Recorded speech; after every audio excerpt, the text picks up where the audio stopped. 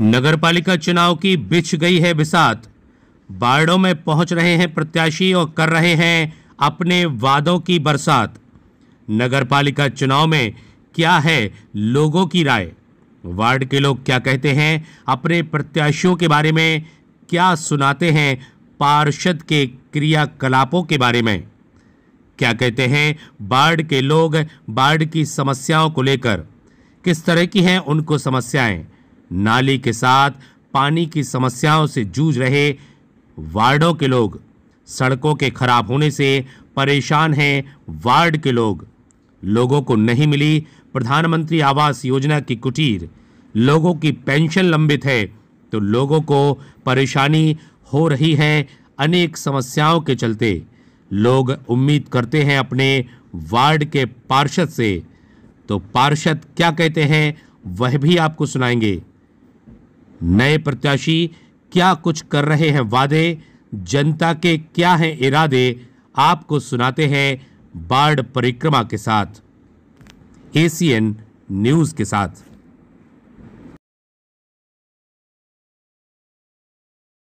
नमस्कार, मैं हूं आशीष कुमार जैन और आप देख रहे हैं एसीएन न्यूज का यह खास कार्यक्रम। खास इसलिए क्योंकि नगरपालिका का चुनाव है और वार्ड परिक्रमा के माध्यम से हम उन सभी प्रत्याशियों से आपकी मुलाकात कराने की कोशिश करते हैं जो आपके वार्ड के जनप्रतिनिधि बनने के लिए आप चुनावी मैदान में हैं। हमें वार्ड क्रमांक 4 सिविल वार्ड नंबर 4 जिसे कहा जाता है संजय वार्ड, इसका सरकारी फाइलों में नाम है क्योंकि लोग सिर्फ सिविल वार्ड नंबर 4 के नाम से इसे जानते हैं। संजय वार्ड के नाम से केवल नेता ही इसको जानते हैं और चुनाव के दौरान इसका नाम आता है। यहाँ से कुल मतदाता 1841 यानी कि 1841 मतदाता हैं और इसमें ब्राह्मण समाज, जैन समाज, मुस्लिम समाज, सैन समाज, रैकवार समाज के साथ पटेल समाज और अन्य समाज के लोग भी यहाँ पर मतदाता के रूप में हैं। और जैसे कि हमारी जानकारी है कि ये इस जो वार्ड में सबसे ज़्यादा जो भूमि है वो शासकीय है, उसके अलावा जो लोग रहते हैं वो यहाँ के मतदाता हैं। हम सीधे प्रत्याशियों के पास पहुँचते हैं उनसे एजेंडा उनका जानने के लिए। तो सबसे पहले उनसे जान लेते हैं उनका नाम क्या है और उनका चुनाव चिन्ह क्या है, किस पार्टी से वो हैं। जी, अपना नाम बताएं और चुनाव चिन्ह बता दें किस पार्टी से। प्रवीण रिंकू अग्रवाल, चुनाव चिन्ह केक, किस निर्दलीय। मैं आशीष पटेल, इंडियन नेशनल कांग्रेस से प्रत्याशी हूँ, पूर्व पार्षद भी रहा हूँ। क्या चुनाव चिन्ह? हाथ का पंजा। जी, मैं श्रीमती सुशीला सिरोठिया, कांग्रेस पार्टी से थी लेकिन अभी मैं निर्दलीय हूँ और मेरा चुनाव चिन्ह है कोट, ट्रैश कोट। मैं श्रीमती संगीता जैन हूँ, सिविल वार्ड नंबर 4 से बीजेपी से खड़ी हुई हूँ प्रत्याशी के रूप में। चुनाव चिन्ह हमारा कमल है। मैं उषा गौतम हूँ, चुनाव चिन्ह है टेलीविज़न, सिद्धार्थ मलैया की टीम से TSM। तो ये सारे प्रत्याशी हमारे बीच हैं और आपके सिविल वार्ड नंबर 4 में अब लगातार इनका प्रचार प्रसार भी शुरू हो गया है और आपके बीच ये आ रहे हैं, अपने वादों को लेकर के आ रहे हैं। क्या इनके वादे हैं, इनके ही मुंह से सुनते हैं और आपको भी बता देते हैं कि क्या इनके वादे। रिंकू अग्रवाल जी के पास सीधे सीधे पहुंच जाते हैं। क्या कुछ आपका एजेंडा है इस वार्ड के लिए? क्या कुछ यहाँ रह गया है? क्या कुछ सोचा है इस वार्ड के विकास के लिए आपने? हमारा एजेंडा ये है कि हम वार्ड का विकास पूर्ण रूप से करें। जो पेंशन बंद हो चुकी है बुजुर्गों की, उस पेंशन को चालू करवाएं, नए पेंशनर उनकी पेंशन बनवाएंगे और KN कॉलेज से लेके 9 जागृति रोड VIP लाइट लगवाएंगे। एक RO जोन 12 में पानी की व्यवस्था करवाएंगे। रोड नाली की साफ़ सफाई, समय पे दवाई डलवाने का काम और जगह जगह एक कंटेनर, कूड़ेदानी कंटेनर रखवाए जाएंगे जो कि कभी नहीं रखे गए हैं। और नालियों की सफाई तो फिलहाल होती नहीं है, ना अभी तक हुई है। आप देखें, मेरे खुद घर के बाजू वाली नाली बंद पड़ी हुई है जो कभी नहीं होती। तो मैं इन सब कार्यों पर प्रयास करूँगा। एक राजकुमार पेंटर जी का समुदाय भवन का जो कार्य अधूरा डला है, उस समुदाय भवन का कार्य का संकल्प भी लिया है, उसको पूरा करवाऊँगा। और मेरा कोई ऐसा कोई एजेंडा नहीं है, बस यही है मेरा एजेंडा। कांग्रेस के पार्षद रहे हैं, वर्तमान में भी पार्षद कहे जा सकते हैं और इस बार प्रत्याशी भी हैं। आशीष पटेल जी, क्या एजेंडा आपका है चूँकि आप पार्षद रहे हैं और क्या लगता है क्या कुछ रह गया है जो वार्ड में आपको करने लायक है? आप चूँकि संपूर्ण विकास तो समय समय पर होता रहता है। सबसे पहले मैंने 2010 में सिविल वार्ड में पाइपलाइन बेला तालाब से डाली थी, जिसको सिविल 7 और 4 में पानी की पूर्ण पेयजल व्यवस्था रही है और जो आज तक संपूर्ण पेयजल व्यवस्था हो रही है। बीच में 27 करोड़ की योजना के कारण के वार्ड में पेयजल की पाइपलाइन डालने के दौरान सड़कें खुद गई हैं, जिनका रिपेयरिंग का काम चूँकि 2 साल से कोरोना काल की उदासीनता के कारण सरकार ने नहीं करा पाया, फंड की कमी कारण नहीं हो पाया है। ये सब काम ठेकेदारों करना था। मुख्यतः सिविल वार्ड में महिलाओं का सम्मान बनाए रखना ये हमारी प्रायोरिटी रहती है। पहले नंबर महिलाओं का सम्मान बना रहे वार्ड में, और विकास समग्र विकास होता रहे, साफ सफाई की व्यवस्था होती रहे। पिछले 2 साल से सफाई व्यवस्था इसलिए दिक्कत में जो है क्योंकि प्रजातंत्र ना होने के कारण, चुनाव ना होने के कारण यहाँ पर कलेक्टर चूँकि यहाँ का प्रशासकीय अधिकारी है और जो कर्मचारी हैं वो उदासीनता के कारण या अपने काम के प्रति देखरेख में उनके ऊपर कोई कंट्रोल नहीं है। इसके कारण आज सफाई व्यवस्था चरमरा गई है। इवन सिविल वार्ड की नहीं अपितु पूरी शहर की सफाई व्यवस्था चरमराने का कारण ये है कि उनके ऊपर प्रजातंत्र का कोई कंट्रोल नहीं है। पार्षद जी कह रहे हैं कि जो समस्याएं हैं वो समस्या नगर पालिका के 2 साल से ना होने की वजह से है, उनकी गलती नहीं है। हम कुछ और प्रत्याशियों से जान लेते हैं क्या आपका एजेंडा वार्ड के लिए है जो आपने सोच के रखा है। जी, मैं आज 4 दिन से लगातार प्रचार कर रही हूँ और सारे वार्ड में प्राय मेरा लगातार थोड़ा सा यहाँ रह गया है और मैं पूरे वार्ड में एक बार प्रचार कर चुकी हूँ। मैंने देखा है कि नालियाँ चौक हैं, कचरे का ढेर लगा हुआ है। महिलाओं के बीच में जाकर उनकी सारी समस्या सुनी। कई महिलाओं ने मुझसे कहा दीदी ये गंदगी है, ये कचरा लगा हुआ है। ठीक है, तो ये सारी समस्याएं हैं। सबसे पहले वो कचरे की समस्या, कुटीर नहीं निकली हमारी, हम गरीब हैं, ऐसे टूटे फूटे मकानों में रह रहे हैं। जो वाकई में गरीब है उनकी कुटीर तो निकलना चाहिए। तो यही सारी समस्याएं हैं, जैसे कुटीर निकलवाना, नाली की सफाई करवाना, रोड भी पीछे साइड मैंने देखी हुई है बिल्कुल टूटी हुई हैं, और पानी तो लगातार आ ही रहा है, गर्मियों में समस्याएं हो जाती हैं। बाकी और भी जो भी समस्याएं हैं महिलाओं की, मैं बीच में जा रही हूं, उनके संपर्क में हूं। मुझे जो वार्ड में कमी नज़र आएंगी मैं बराबर उनको पूरा करूंगी जीतने के बाद, क्योंकि मुझे लगता है ऐसा और मेरा पूरा प्रयास है कि अपनी महिलाओं की समस्याओं को सुनूं और उनको आगे चल के पूरा करूं। महिला प्रत्याशी होने के नाते महिलाओं की समस्याओं के बारे में इन्होंने बात की है और उनको समाधान करने की बात भी सुशीला सिसोदिया जी कर रही हैं। हम एक और प्रत्याशी जो भारतीय जनता पार्टी के प्रत्याशी उनसे भी बात कर लेते हैं। क्या कुछ आपका एजेंडा है वार्ड को लेकर के, वार्ड के विकास को लेकर के, और वार्ड में क्या कुछ कमी रही है आपके लिहाज से? वार्ड में बहुत ज़्यादा गंदगी मची रहती है। आगे पीछे नालियों में काफ़ी हद तक पानी भरा हुआ है। सड़कें बिल्कुल रिपेयरिंग नहीं हो रही हैं, काफ़ी समय से नहीं हो रही हैं वो सड़कें रिपेयरिंग। पूरे ब्रेकर्स बिल्कुल इतने बेकार बने हैं, किसी की गाड़ियां भी अंदर तक नहीं जाती हैं।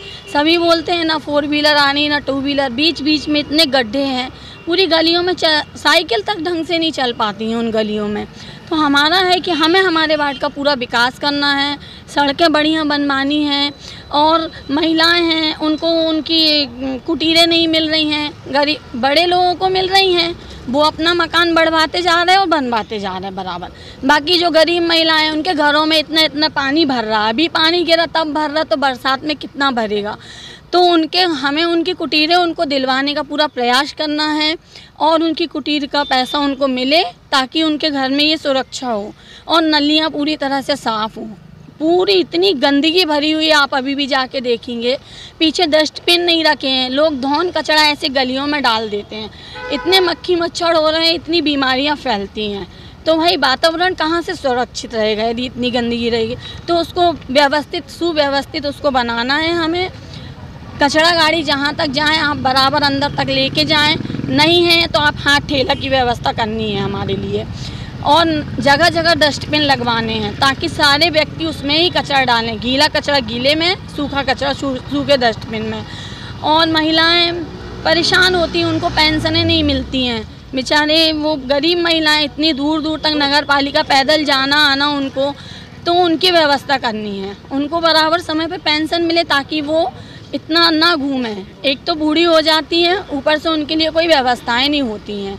तो हमारा उद्देश्य है कि हमें हमारे वार्ड का पूरा विकास करना, उसको एक साफ सुरक्षित स्वच्छ वार्ड बनाना है। साफ सुरक्षित और स्वच्छ वार्ड बनाना है। टीएसएम की प्रत्याशी हैं आप, क्या एजेंडा लेकर के अब पब्लिक के बीच जा रही है और जीतने के बाद आप क्या वार्ड के लोगों के लिए करना चाहती है? क्या कुछ आपका एजेंडा? मेरा उद्देश्य है साफ़ सफाई करवाना सिविल वार्ड की, और कुटी गरीबों की कुटी निकलवाना, क्योंकि आज तक कई ऐसे लोग हैं जिनकी कुटी नहीं निकली, और मंदिर का निर्माण करवाना है। शिव मंदिर का निर्माण तो हो गया, लेकिन हमारे यहाँ जो सिविल वार्ड में पंचमुखी मंदिर है, वादे तो सब कर लेते हैं लेकिन निभाता कोई नहीं है। वो कितने दिन से ऐसी पड़ा है, पैसे भी ले लेते हैं और पैसे भी खप जाते, लेकिन निर्माण कोई नहीं करता। तो हम वो चाहते हैं कि हम पार्षद की टिकट के लिए चुनाव चिन्ह लगा हमारा, फिर हम उसका निर्माण करवाएं और पूरी सुरक्षा, सीसी कैमरे की व्यवस्था करवाएं और अपने वार्ड की साफ सफाई करवाएं। इस उद्देश्य निकल के सामने यह आया पार्षद जी कि आप सिटिंग पार्षद भी हैं और अब प्रत्याशी भी हैं। सभी की शिकायत है, जितने भी प्रत्याशी हैं, नालियों में गंदगी है, सड़कें ठीक ठाक नहीं हैं, सड़क को रोक करके रखा गया है। ये वजह क्या है जो आप कहेंगे? देखिए, सड़कों की बारे में बात होती है तो 27 करोड़ की पेयजल योजना के तहत शहर में पाइपलाइन, सारे शहर सिविल अपितु सिविल वार्ड नहीं, सारे शहर में सड़कों को खोद कर और पानी पीने की पाइपलाइन डाली गई है, जिसके कारण उसी समय से माननीय कलेक्टर साहब प्रशासक हुआ करते थे और ठेकेदार को रिपेयरिंग के लिए उसी में टेंडर में व्यवस्था की गई थी। क्योंकि ठेकेदार गुजरात का है, भारतीय जनता पार्टी की सरकार है, एक काम उनका बनता है कि उनको सड़कों की रिपेयरिंग करना है। सफाई की व्यवस्था वही उदासीनता के चलते सफाई व्यवस्था, चूँकि अब 2 साल के कोरोना काल के दौरान प्रजातंत्र को यहाँ शून्य कर दिया गया है। मध्य प्रदेश में, दमोह नहीं अपितु मध्य प्रदेश में प्रजातंत्र न होने के कारण सफाई कर्मचारी अधिकारियों से मिलकर और अपनी मन मर्जी से काम करते हैं, उन पर कोई कंट्रोल नहीं है और इस दौरान अव्यवस्था होती है। शासी कर्मचारी, आप समझते हैं कि शासी जो सीपर वाल्मीकि समाज के लोग हैं, 2 घंटे काम भर करना चाहते हैं और 8 घंटे की तनख्वाह उनको मिलती है। तो ये सब काम कलेक्टर साहब को देखना है। चूँकि मैं वर्तमान पार्षद नहीं हूँ, वर्तमान में प्रशासन नगर पालिका को देख रहा है। लगातार 3 वर्षों से 2019 से हम लोगों का कार्यकाल खत्म कर दिया गया था और प्रशासक माननीय कलेक्टर साहब को बनाया था। सारी गलतियाँ कलेक्टर साहब किया था। कुटीरों के मामले में बात सामने आई, कुटीरें लोगों को नहीं मिली, हितग्राही जो थे उनको नहीं मिली। सबसे आपको बताते हुए बड़ी खुशी की बात है कि सिविल वार्ड ऐसा रिच वार्ड है, मतलब पैसे के मामले, धनबल के मामले में शहर से सबसे प्रथम वार्ड है, जिसमें प्रत्येक परिवार को 25,000 से 2.5 लाख और 4 लाख रुपए तक पूरे परिवार की आय हुआ करती है। इस दौरान जब कुटीर के लिए आवेदन किया जाता है तो उन्हीं लोगों को स्वीकृत होता है जो उसके कुटीर के लेने के योग्य होते हैं। कुछ परिवार ऐसे होते हैं जो भारतीय जनता पार्टी की सरकार के समय माननीय मंत्री जयंत मलिया जी होते थे, उनने अपने चहेते लोगों को, बड़े बड़े लोगों को कुटीर मंजूर करा दी थी। कुटीर मंजूर कराने में माननीय एसडीएम साहब का मार्गदर्शन होता है और माननीय एसडीएम साहब से ही स्वीकृत होता है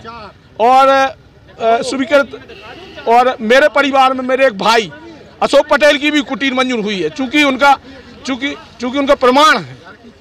महाराज ऐसे न बोलो, लड़वे वाली बात मत करो। आपके पास आ रहे पंडित जी आ रहे हैं आपके पास। एक्चुअल कुटीरों के संबंध में मार्गदर्शन ये रहता है कि माननीय शहर के कहा है जय श्रीकांत तो मुताबिक आ रहे हैं। एक मिनट सर, जी पटेल साहब बताइए। कुटीर के संबंध में शासन के दिशा निर्देशों का पालन होता है। माननीय एसडीएम साहब स्वयं आकर उस मकान की फॉलोइंग करते हैं कि कुटीर योग्य है कि नहीं, और इसमें पार्षद का कोई रोल नहीं होता है। रही बात दूसरे वार्डों की, तो दूसरे वार्डों में गरीब जनता है। सिविल वार्ड में गरीब की परसेंटेज 0.01 है।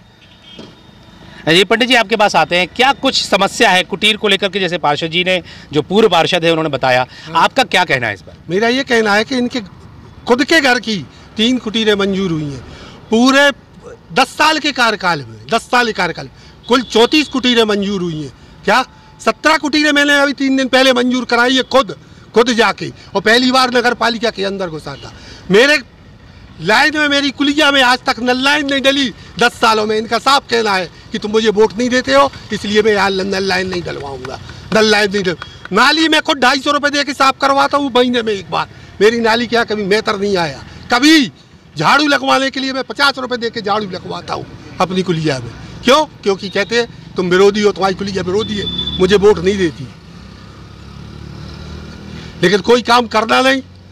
शुरू के 5 साल काम किया है इनने, ये इस बात को मैं कह रहा हूँ। दूसरी बार मैंने जिताया था, मैंने खुद अपनी वोट इसको दी थी। क्या? लेकिन इन 5 सालों में सिवाय जेब भरने के कुछ नहीं हुआ है, कुछ भी नहीं। एक ही बार वार्ड में नहीं निकले, क्या एक ही बार कोई मतलब नहीं क्या हो रहा मोहल्ले में, क्या नहीं हो रहा मोहल्ले। कुटीरों के हाल ये है कि ऐसे लोगों को कुटीरें मिल गई है जो लखपति है, गरीबों को कुटीर नहीं मिली, रो रहे हैं वो गरीब। क्या यही राशन व्यवस्था के हाल है, 2 महीने का लगातार राशन मिलता है, तीसरे महीने का राशन पचा लेते हैं लोग और पार्षद प्रत्याशी बने हैं यहाँ पर। क्या हमें राशन क्या हम क्यों लेंगे, हम तो वैसे ही लखपति हैं, भगवान ने बहुत दिया। क्या जब शिव मंदिर में 5 लाख लगा सकते हैं, क्या तो 5 लाख इस मंदिर में आपको राशन मिलता है? सवाल मुझे राशन क्यों लेना, लेकिन गरीब शिकायत करता है। मेरे आज बर्तन मांजने वाली शिकायत करती, भैया 2 महीना को दो, तीसरे महीना को पता ही नहीं है, दे ही नहीं रहे, हम रोज चक्कर काट रहे हम। और भी लोग हमारे बीच है, कुछ पब्लिक के लोग भी यहाँ पर दिख रहे हैं। जी आप क्या कहेंगे, बाढ़ को लेकर के क्या आपका व्यू है? मैं तो सतीश जैन यहीं का निवासी हूँ, सिविल वार्ड नंबर 4 का। मैं ये देख रहा हूँ कि नालियों की जो व्यवस्थाएं हैं वो पूरी चरमरा गई हैं। नाली जो है, बरसात का जो पानी आता है तो घरों में भर जाता है। मतलब पार्षद जी जो हैं वो इस ओर बिल्कुल ध्यान नहीं देते, उनके गेट हमेशा बंद रहते हैं। कोई यदि शिकायत करने जाता है तो ये बोल देते हैं भैया मेरा शासन नहीं है अभी, पर ये पर्टिकुलर उनकी जिम्मेदारी होती है कि नहीं होती है, ये काम करना चाहिए। और जैसे कुटीरों का काम है, कुटीरें भी इस तरह से हैं कि आप अभी जाके बाढ़ में देखेंगे तो कुटीरों का काम हुआ नहीं। गरीब जो हैं वो आज गरीब ही हैं और जो बड़े हैं वो और बड़े बन गए। इसलिए मैं ये कहना चाहता हूँ कि कुटीरों पर जो है ना, इनने निकलवाई ही नहीं है गरीबों की। आप जाके देखेंगे बाढ़ में, सिवाय इसी गंदगी के और कुछ नहीं है। सिवा गंदगी कुछ नहीं। आशीष पटेल जी फिर से आपके पास इसलिए आना चाहेंगे क्योंकि एक आरोप और आया है कि राशन की दुकान का संचालन आप ही कर रहे हैं। देखिए, राशन दुकान लाल बहादुर शास्त्री उपभोक्ता भंडार है, जिसके अध्यक्ष श्री सतीश जैन हैं। उनकी पत्नी भारतीय जनता पार्टी की प्रत्याशी हैं, तो लोग को आरोप लगाएंगे, लेकिन गरीब खुश हैं उनके राशन वितरण से। और चोरी चपारी जो करना है तो मैं तो जानता नहीं, मैंने कभी राशन चलाया नहीं है। और जो राशन में चोरी कर रहे हैं, गरीबों का यदि 1 रुपये किलो का गेहूँ आप उनका चोरी करके 20 रुपये का बेचोगे तो ये ऊपर वाला देख रहा है, ऊपर वाला उसका परिणाम देगा। हम तो जनप्रतिनिधि, हम तो सेवा के लिए आए हैं, हम तो केवल सेवा ही करेंगे। कुछ और लोग हैं बाढ़ के लोग हैं क्या? जी आ जाइए। बाढ़ के लोग हैं, क्या कहेंगे, किस तरह का प्रत्याशी बाढ़ का पार्षद बनना चाहिए, क्या कुछ आपका विचार है? चूँकि पिछले 10 साल पहले भारतीय जनता पार्टी के पार्षद थे, भारतीय जनता पार्टी की सरकार रही है, मंत्री रहे हैं, मुख्यमंत्री रहे हैं 15 साल से। 10 साल पहले मैं स्वयं यहाँ पूरे बाढ़ वासी हैं, आप उनसे पूछ लीजिए, 20-20 कुप्पे हम लोग ठिलिया लेके जाते थे, 20-20 कुप्पे न। यहाँ पे केएन कॉलेज के सामने टंकी है पानी की, लाइनें लगती थी, 1-1 किलोमीटर लाइन लगती थी, लड़ाइयाँ होती थी, कुप्पे फेंके जाते थे, ऐसा होता था। पार्षद बने, पार्षद बदले, तुरंत मनु मिश्रा जी अध्यक्ष बने थे उस समय, नगर पालिका अध्यक्ष। पानी की ऐसी व्यवस्था हुई, घर घर पानी पहुँचाया गया।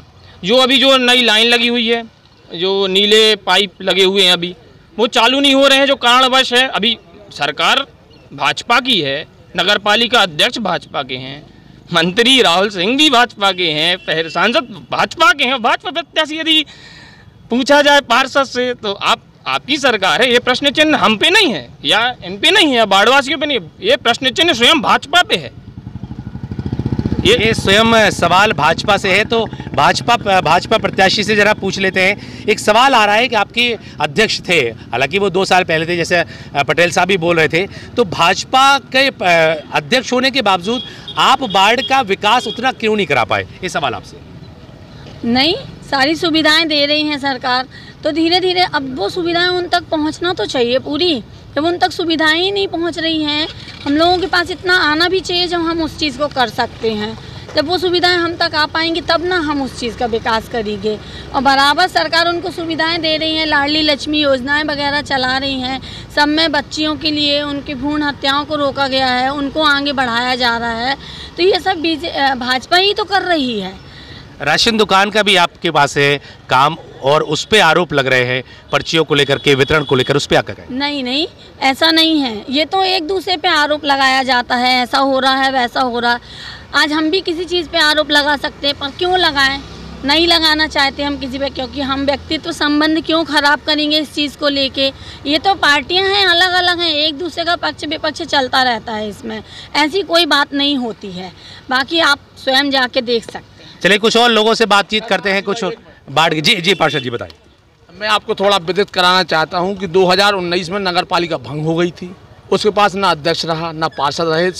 जो लोग चुनाव लड़ रहे उनको ये जानकारी होनी चाहिए कि 3 साल पहले मध्य प्रदेश सरकार ने दमोह की नगर पालिका को भंग कर दिया था और कलेक्टर को प्रशासक बना दिया है। और उस दौरान कलेक्टर की सारी जवाबदारी हुआ करती थी नगर पालिका चलाने की। पूर्व पार्षदों की कोई जवाबदारी नहीं थी। कोरोना काल के समय कलेक्टर ही प्रशासक हुआ करते थे और आज भी कलेक्टर प्रशासक है।